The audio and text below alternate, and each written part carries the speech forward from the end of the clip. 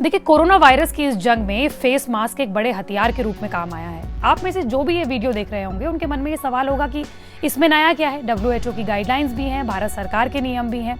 दरअसल इसमें नया ये है कि फ्लोरिडा अटलांटिक यूनिवर्सिटी है, उसकी रिसर्च के मुताबिक किसी भी फेस मास्क का मटेरियल और इसे लगाने का तरीका बहुत महत्वपूर्ण होता है।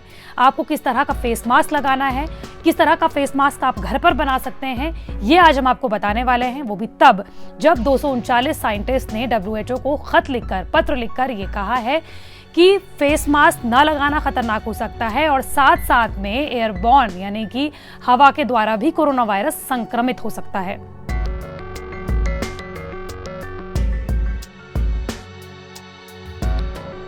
मास्क की मदद से किसी को सांस से निकली बूंदों के जरिए संक्रमित करने और खुद संक्रमित होने से बच सकते हैं।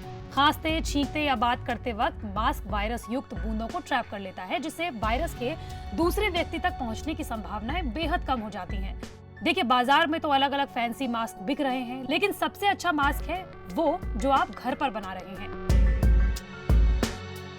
फ्लोरिडा अटलांटिक यूनिवर्सिटी के वैज्ञानिकों ने ये रिसर्च की है जो कि जर्नल फिजिक्स ऑफ फ्लूइड्स में छपी है, जहां उन्होंने कुछ फोटोज के जरिए ये बताने की कोशिश की है कि मास्क ना लगाने से वायरस कितनी जल्दी फैलता है और कैसे मास्क को ठीक से ना लगाया जाए तो भी हवा में इसके ड्रॉपलेट्स फैल सकते हैं। इस रिसर्च में बताया गया है कि जब आप मास्क नहीं लगाते हैं तो ड्रॉपलेट्स 8 फीट तक की दूरी पर जा सकते हैं। इसी के साथ अगर आप गमछा जैसी चीजें लगाते हैं तो 3.5 फीट तक ड्रॉपलेट्स दूर तक जा सकते हैं।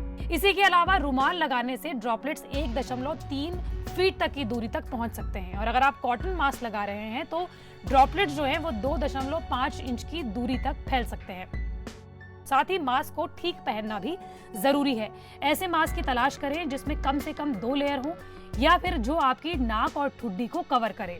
महामारी के दौर में N95 मास्क सबसे ज्यादा चर्चा में रहा, लेकिन हर किसी के लिए इसे एक्सेस कर पाना आसान नहीं है।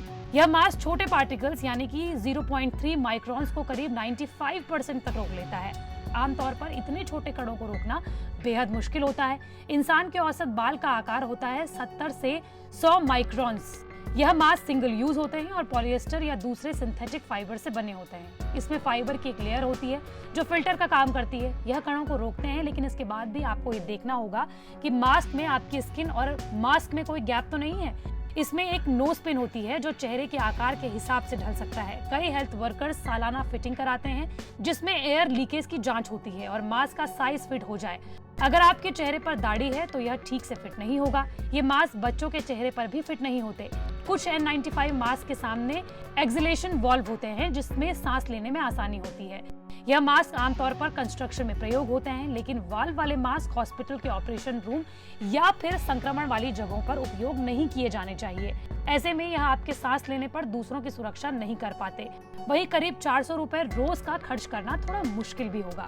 वहीं बात सर्जिकल मास्क की करें तो ये मास्क N95 से बहुत कम प्रभावी होते हैं। इनमें से कुछ मास्क लैब कंडीशन के अंदर 60 से 80% तक कणों को रोक लेते हैं। यह मास्क बड़ी बूंदों से तो बचा लेते हैं, लेकिन छोटे ड्रॉपलेट्स को रोकने में मददगार नहीं होते।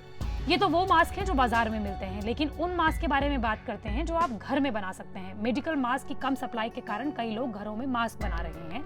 अगर अच्छे फैब्रिक और बेहतर ढंग से इसका प्रयोग किया जाए तो ये मेडिकल मास्क से भी अच्छी सुरक्षा दे सकते हैं। फ्लोरिडा अटलांटिक यूनिवर्सिटी के मुताबिक एक अच्छा होममेड मास्क ऐसे मटेरियल से तैयार किया जा सकता है जो वायरस पार्टिकल को रोकने में सक्षम हो। ये कॉटन फैब्रिक से बने होते हैं। ऐसे मास्क का निर्माण हैवी कॉटन टी-शर्ट से भी की जा सकती है।